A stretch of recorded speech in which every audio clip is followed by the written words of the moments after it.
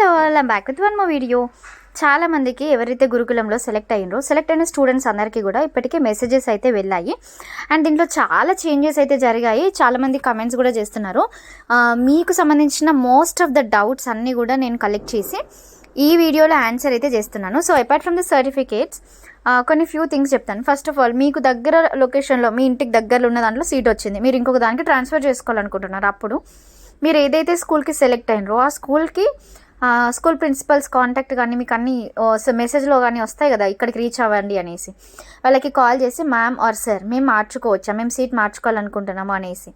Next first దాంట్లో ఒక seat, next దాంట్లో ఇంకొక సీట్ ఇచ్చిండ్రు. దీనికి టీస్వెరీస్ అంటే TSWRESకి సంబంధించిన హెల్ప్ లైన్ నెంబర్స్ ఉన్నాయి, వాళ్ళని కాంటాక్ట్ అయితే అవ్వండి. మీరు అర్జీ పెట్టుకుంటే అంటే రిక్వెస్ట్ చేసుకుంటే there is a chance of changing అన్నమాట. నెక్స్ట్ సర్టిఫికేట్కి సంబంధించి ఏమేమి సర్టిఫికేట్స్ తీసుకెళ్ళాలి అంటే మీ కండక్ట్ సర్టిఫికేట్ 4th క్లాస్ది, రికార్డు షీట్ అంటే మీ మార్క్స్కి సంబంధించిన షీట్, మార్క్స్ మేమో ఉంటుంది కదా అదొకటి, మీ రెసిడెన్స్ సర్టిఫికేట్ అంటే మీరు ఈ పలానా ప్రాంతానికి చెందిన వాళ్ళు, ఇప్పుడు కరీంనగర్ మాది, ఓకే నేను కరీంనగర్కి చెందిన పర్సన్ అనేసి నాకు సర్టిఫికేట్ ఉంటుంది కదా అది. క్యాస్ట్ సర్టిఫికేట్, మీ క్యాస్ట్ ఏంటి, SC ST BC దాంట్లో సబ్ క్యాస్ట్ ఏంటి ఏదైనా ఉంటే అది మెన్షన్ చేస్తారు ఆబ్వియస్లీ. నెక్స్ట్ ఇన్కమ్ సర్టిఫికేట్ గ్రామీణ ప్రాంతాల వాళ్ళకైతే 1.5 లోపు, అర్బన్ వాళ్ళకైతే 2 lakhs అనమాట, గ్రామీణ ప్రాంతాల వాళ్ళకైతే 1.5 లోపు అయితే ఉంటుంది. Next physical fitness certificate, this is one of the most important certificate.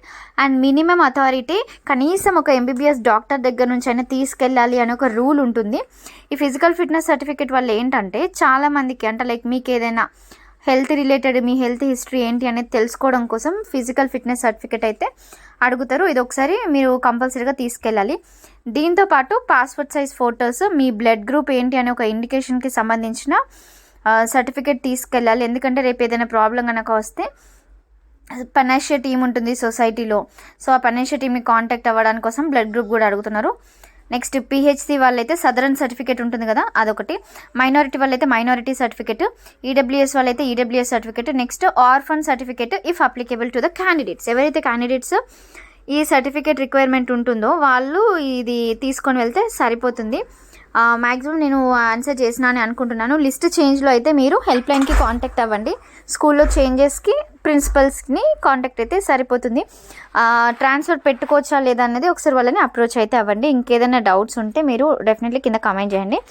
And PDF కోసం పైన లింక్ ప్రొవైడ్ చేస్తాను, ఆ లింక్ మీద క్లిక్ చేస్తే డైరెక్ట్ మీ హాల్ టికెట్ నెంబర్ కొట్టిన వెంటనే మీరు సెలెక్టెడ్ కాదనేది డిస్ప్లే అవుతుంది. Thank you all.